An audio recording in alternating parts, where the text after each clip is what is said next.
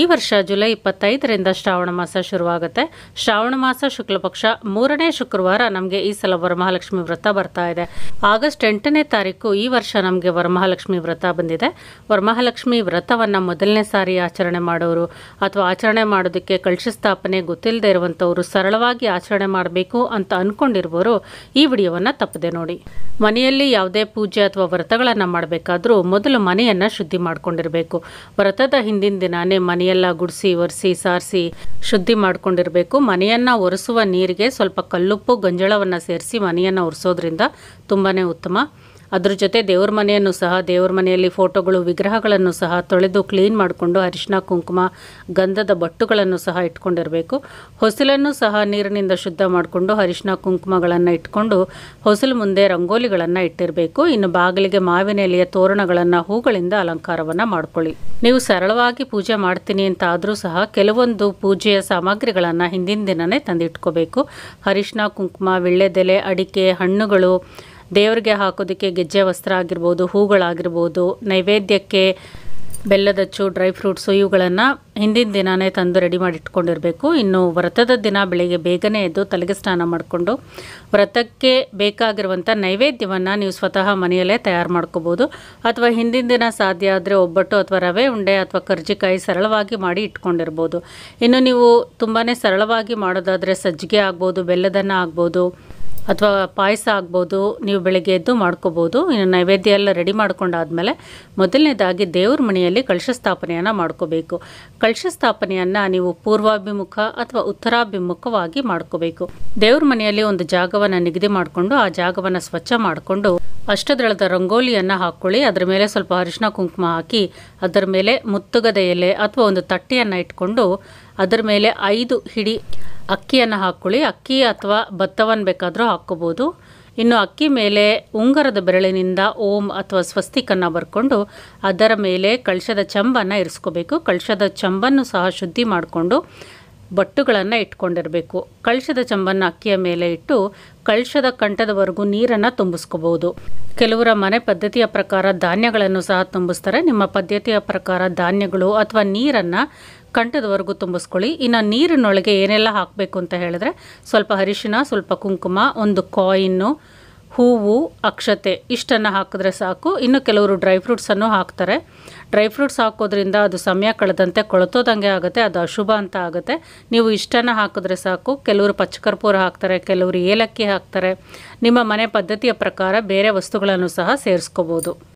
ಇನ್ನು ಕಳಶದ ಚಂಬಿನ ಕಂಠಕ್ಕೆ 5 ವೀಳ್ಯದೆಲೆ ಅಥವಾ ಒಂದು ಮಾವಿನ ಎಲೆಯ ಗೊಂಚಲನ್ನು ಇಡಿಸ್ಕೊಳ್ಳಿ.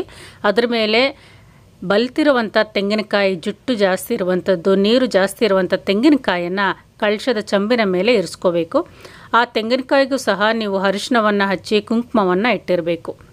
ಈಗ ಕಳಶದ ಚಂಬಿಗೆ ಹೂವಿನಿಂದ ಗೆಜ್ಜೆ ವಸ್ತ್ರದಿಂದ ಒಡವೆಗಳಿಂದ ಅಲಂಕಾರವನ್ನು ಮಾಡ್ಕೋಬೋದು ನಿಮ್ಮ ಇಚ್ಛೆಯಾನುಸಾರ. ಇನ್ನು ದೇವರ ಮುಖವಾಡ, ಲಕ್ಷ್ಮೀ ದೇವಿಯ ಮುಖವಾಡ ಇದ್ದರೆ ಅದನ್ನು ಸಹ ನೀವು ತೆಂಗಿನಕಾಯಿಗೆ ಕಟ್ಕೋಬೋದು. ನೀವು ಯಾವ ಒಡವೆಯನ್ನು ಹಾಕ್ತಿರೋ ಬಿಡ್ತಿರೋ ಗೆಜ್ಜೆ ವಸ್ತ್ರ ಒಂದು ತಾಳಿಯನ್ನು ತಪ್ಪದೇ ಕಳಶಕ್ಕೆ ಹಾಕಬೇಕು.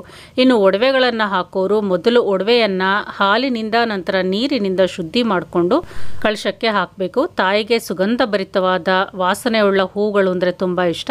ಹೂಗಳಿಂದನೂ ಸಹ ನೀವು ಕಳಶವನ್ನು ಅಲಂಕಾರ ಮಾಡ್ಬೋದು. ಇನ್ನು ಮಾಡಿರುವಂಥ ನೈವೇದ್ಯವನ್ನು ನೀವು ಕಳಶದ ಮುಂದೆ ಜೋಡಿಸ್ಕೋಬೋದು. ನೈವೇದ್ಯಕ್ಕೆ ವೀಳ್ಯದೆಲೆ ಅಡಿಕೆ ಹಣ್ಣುಗಳನ್ನು ಇಡ್ಬೋದು. 3 ರೀತಿ 5 ರೀತಿ ಹಣ್ಣುಗಳನ್ನು ಇಡ್ಬೋದು.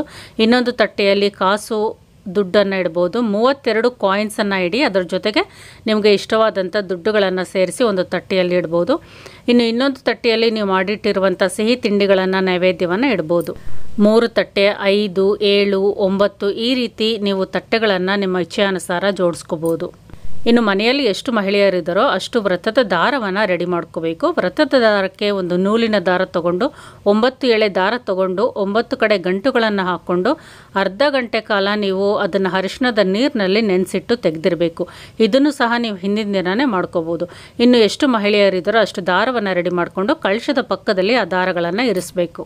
ವ್ರತ ಅಥವಾ ಪೂಜೆಯನ್ನು ಮಾಡುವ ಸುಮಂಗಲಿಯರು ಸಹ ಶುದ್ಧವಾದ ಸೀರೆಯನ್ನು ಉಟ್ಕೊಂಡು ಕೈಗೆ ಬಳೆಗಳು ತೊಟ್ಕೊಂಡು ತಲೆಯನ್ನು ಬಾಚಿ ಹೂವನ್ನು ಮುಡಿದು ನೀವು ಸಹ ಲಕ್ಷ್ಮಿಯರಂತೆ ಕಾಣಬೇಕು.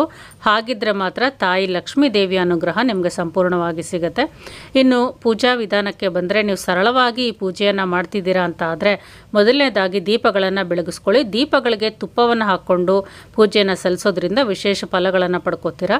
ಇನ್ನು ಮೊದಲನೇದಾಗಿ ವಿಘ್ನ ವಿನಾಯಕನಿಗೆ ಪೂಜೆಯನ್ನು ಮಾಡಬೇಕು. ಒಂದು ಬೆಲ್ಲದ ಅಚ್ಚನ್ನು ವಿಘ್ನ ವಿನಾಯಕನಿಗೆ ನೈವೇದ್ಯವಾಗಿ ಇಡಬೇಕು. ತುಪ್ಪದ ದೀಪವನ್ನು ಮೊದಲು ಬೆಳಗಿಸ್ಕೊಂಡು ಘಂಟಾನಾದವನ್ನು ಮೊಳಗಿಸ್ಕೋಬೇಕು. ನಂತರ ಒಂದು ಗಂಧದ ಕಡ್ಡಿಯನ್ನು ಹಚ್ಕೊಂಡು ವಿನಾಯಕನಿಗೆ ಪೂಜೆಯನ್ನು ಮಾಡಿ ನೈವೇದ್ಯವನ್ನು ಸಮರ್ಪಣೆ ಮಾಡಬೇಕು. ನಂತರ ಈಗ ಕಳಶ ಪೂಜೆಗೆ ಬರೋಣ. ವರಮಹಾಲಕ್ಷ್ಮಿ ವ್ರತದ ಪುಸ್ತಕ ಸಿಗುತ್ತೆ, ಅದರಲ್ಲಿ ನೀವು ನೋಡ್ಕೊಂಡು ಪೂಜೆ ಮಾಡ್ತೀನಿ ಅಂತಾದರೆ 15ರಿಂದ 20 ನಿಮಿಷಗಳ ಕಾಲ ಆಗುತ್ತೆ. ಕಂಪ್ಲೀಟಾಗಿ ಸ್ಟೆಪ್ ಬೈ ಸ್ಟೆಪ್ ಪ್ರೊಸೀಜರ್ ಇರುತ್ತೆ, ಅದನ್ನು ನೋಡ್ಕೊಂಡು ಪೂಜೆ ಮಾಡ್ಬೋದು. ಅಥವಾ ಸಿಂಪಲ್ಲಾಗಿ ನೀವು ಪೂಜೆಯನ್ನು ಮಾಡ್ತೀನಿ ಅಂತಾದರೆ ಕಳಶದ ಮುಂದೆ ಒಂದು ವಿಳ್ಳೆದೆಲೆಯನ್ನು ಇರಿಸ್ಕೊಂಡು ತಾಯಿ ಲಕ್ಷ್ಮೀ ದೇವಿಯ ಅಷ್ಟೋತ್ತರವನ್ನು ಹೇಳ್ತಾ ಕುಂಕುಮಾರ್ಚನೆಯನ್ನು ಮಾಡಬೇಕು. ನಂತರ ಲಕ್ಷ್ಮಿಯ ಅಷ್ಟಕವನ್ನು ಹೇಳ್ಕೋಬೇಕು. ಲಕ್ಷ್ಮೀ ದೇವಿಯ ಸ್ತೋತ್ರ ಮಂತ್ರಗಳನ್ನು ಪಠಿಸಬೇಕು. ವಿಷ್ಣುವಿನ ಅಷ್ಟೋತ್ರ ಹೇಳ್ಕೊಂಡ್ರೂ ಸಹ ತುಂಬಾ ಉತ್ತಮ. ಇನ್ನು ಕೊನೆಯದಾಗಿ ವರಮಹಾಲಕ್ಷ್ಮಿ ವ್ರತದ ಕಥೆಯನ್ನು ತಪ್ಪದೇ ಓದಬೇಕು. ಗೂಗಲಲ್ಲೋ ಅಥವಾ ಒಂದು ಬುಕ್ಕಲ್ಲೋ ಈ ರೀತಿ ವ್ರತದ ಕಥೆ ಸಿಗುತ್ತೆ. ಎಲ್ಲರ ಸಮ್ಮುಖದಲ್ಲೂ ಈ ವ್ರತದ ಕಥೆಯನ್ನು ಓದಿ ಆದಮೇಲೆ ಗಂಧದ ಕಡ್ಡಿ, ಕರ್ಪೂರ, ಸಾಂಬ್ರಾಣಿ ಬತ್ತಿಯಿಂದ ಪೂಜೆಯನ್ನು ಸಲ್ಲಿಸಿ ತಾಯಿಗೆ ನೈವೇದ್ಯವನ್ನು ಸಮರ್ಪಣೆ ಮಾಡಬೇಕು. ಮನೆ ಮಂದಿಗೆಲ್ಲ ಆರತಿಯನ್ನು ಕೊಡಬೇಕು. ನಂತರ ವ್ರತದ ದಾರವನ್ನು ಮನೆಯ ಹೆಂಗಸರು ಬಲಗೈಗೆ ಕಟ್ಟಿಸ್ಕೋಬೇಕು. ನೀವು ಇಷ್ಟು ಸರಳವಾಗಿ ಪೂಜೆ ಮಾಡೋದಾದರೆ ಅರ್ಧ ಗಂಟೆಯಲ್ಲಿ ಪೂಜೆ ಮುಗಿದೋಗುತ್ತೆ. ಇನ್ನು ಸಂಜೆನೂ ಸಹ ಮತ್ತೆ ಕೈಕಾಲು ಮುಖವನ್ನು ತೊಳ್ಕೊಂಡು ದೀಪವನ್ನು ಅಂಟಿಸಿ ಮತ್ತೊಮ್ಮೆ ಪೂಜೆಯನ್ನು ಸಲ್ಲಿಸಬೇಕು. ಸಾಧ್ಯವಾದರೆ ಸರಳವಾಗಿ ಏನಾದರೂ ನೈವೇದ್ಯವನ್ನು ಸಹ ತಾಯಿಗೆ ಇಟ್ಟು ಪೂಜೆಯನ್ನು ಮಾಡಿ.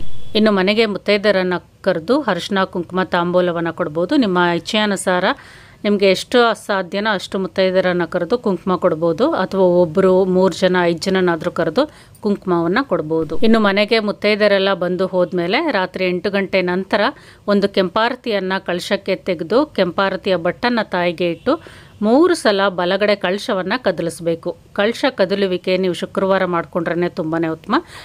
ಶನಿವಾರ ಕೆಲವೊಮ್ಮೆ ನಿಮಗೆ ಒಳ್ಳೆ ಸಮಯ ಸಿಗೋದಿಲ್ಲ. ಇನ್ನು ಶನಿವಾರ ಬೆಳಿಗ್ಗೆ ನೀವು ಯಥಾ ಪ್ರಕಾರ ಸ್ನಾನವನ್ನು ಮಾಡಿಕೊಂಡು ಪೂಜೆಯನ್ನು ಸಲ್ಲಿಸ್ಬೋದು. ಕಳಶವನ್ನು ಮಧ್ಯಾಹ್ನದ ಮೇಲೆ ತೆಗಿಬೋದು. ಇಷ್ಟಾದರೆ ಸರಳವಾಗಿ ವರಮಹಾಲಕ್ಷ್ಮಿ ವ್ರತ ಸಂಪೂರ್ಣ ಆಗುತ್ತೆ. ಇನ್ನು ಕಳಶಕ್ಕೆ ಇಟ್ಟಿರುವ ವಸ್ತುಗಳನ್ನು ಎಲ್ಲ ಒಂದು ಕವರಲ್ಲಿ ಶೇಖರಣೆ ಮಾಡಿಟ್ಕೊಂಡು ಹರಿಯುವ ನೀರಿಗೆ ಹಾಕ್ಬೋದು ಅಥವಾ ಯಾರು ತುಳಿದೇ ಇರುವಂಥ ಜಾಗಕ್ಕೆ ಹಾಕ್ಬೋದು. ಕಳಶದ ಕಾಯಿಯನ್ನು ಸೋಮವಾರದ ನಂತರ ಒಡೆದು ಸಿಹಿಯನ್ನು ಮಾಡ್ಕೊಳ್ಳಿ. ಕಳಶದ ಕೆಳಗೆ ಇಟ್ಟಿರುವ ಅಕ್ಕಿಯನ್ನು ನೀವು ಅಡುಗೆಗೆ ಉಪಯೋಗಿಸ್ಕೋಬೋದು ಅಥವಾ ಅದರಿಂದನೂ ಸಹ ಸಿಹಿ ಖಾದ್ಯ ಮಾಡ್ಕೋಬೋದು. ನೀವು ಅತಿ ಸರಳವಾಗಿ ವರಮಹಾಲಕ್ಷ್ಮಿ ಪೂಜೆಯ ವ್ರತವನ್ನು ಮಾಡಿದ್ರೂ ಸಹ ಶ್ರದ್ಧಾ ಭಕ್ತಿಯಿಂದ ಮಾಡಿದ್ರೆ ವರಮಹಾಲಕ್ಷ್ಮಿ ಅನುಗ್ರಹ ನಿಮಗೆ ಸಂಪೂರ್ಣವಾಗಿ ಸಿಗುತ್ತೆ. Thank you for watching.